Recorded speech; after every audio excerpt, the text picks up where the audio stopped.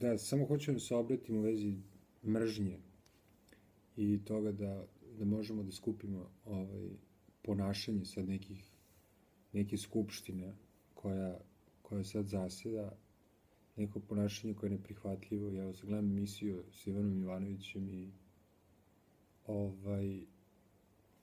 i to, mislim, to je toliko evidentno i da se to nekako ne proširi na društvo, jer smo mi dosta onako podložni promenu u srazmeri sa društvom koje nas okružuje. Tako da nismo ravnodušni, ali u isto vreme smo i podložni smo uticajima. Tako da ova skupština, ja mislim da bi trebalo ljude da stavljaju u zatvor za ovakve uvrede i za ovakvo ponašanje.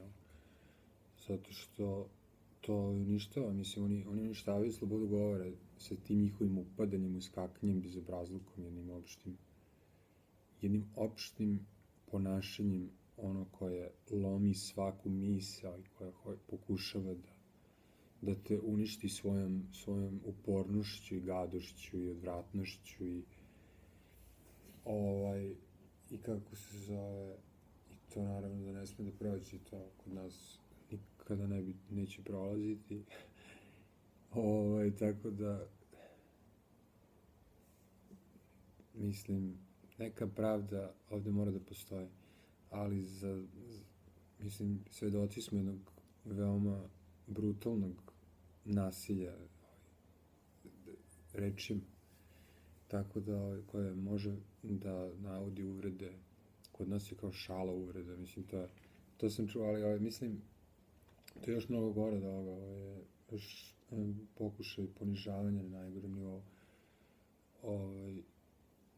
Tako da, mi nismo ni od koga bolji, mi smo svi loši. Mi smo svi loši na jedan ili drugi način. Tako da, ako mislite da ste dobri, vi ste u velikoj iluziji. Jer ovo mesto, mislim, nije dobro. Da su ljudi ovde dobri, pa ovo bi cvetalo, ove zgrade bi bile prelepe, ovi krovovi bi bili prelepi, ulice bi bile prelepe, ne znam ja, semafori bi bili sinhronizovani, ne bi bilo đubreta, mislim, ne bi bilo škola, ne bi bilo škola u kojim se podmićuju profesori tamo, ne znam ja šta, podmićivanje, prevara, obmana, laganje, opšte laganje, neispunjavanje nikakvih obaveza, ni društvenih, ni poslovnih, čekanje na sve, mislim, opšte laganje na ljude, na proizvode, da ništa ne poštuju se nikakve, kao deadlines, kako se to kaže, nikakve obećanja i datumi i sve ono, kao, idi mi, dođi mi, može i ne mora. Tako da, ovo je sledeći korak u tom našem poniranju i mislim, taj Vučić nije kriv za tu stranku, ali taj čovjek jednostavno mora da ode zbog njegove stranke. Mislim, on ne mora da ode iz politike, mislim, on bi mogao biti neki ministar ili nešto, putevi su mu beba ili nešto još, ne znam ja. Ali njegova stranka je toliko brutalna i on mora da bude odgovoran za to. Jer ti ne možeš da imaš takvu grupu ljudi i da očekuješ, mislim, to je kao farma, to je potpuno neverovatno.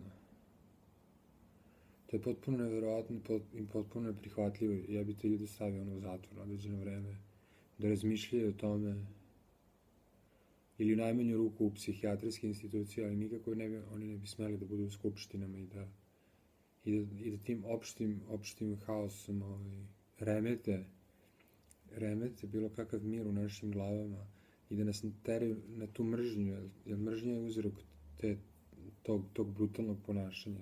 Veoma lako može da bude ravnodušnost, može da bude agresija, a može da bude i mržnja.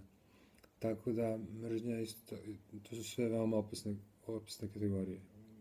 Tako da, treba svi da obrate pažnju na to.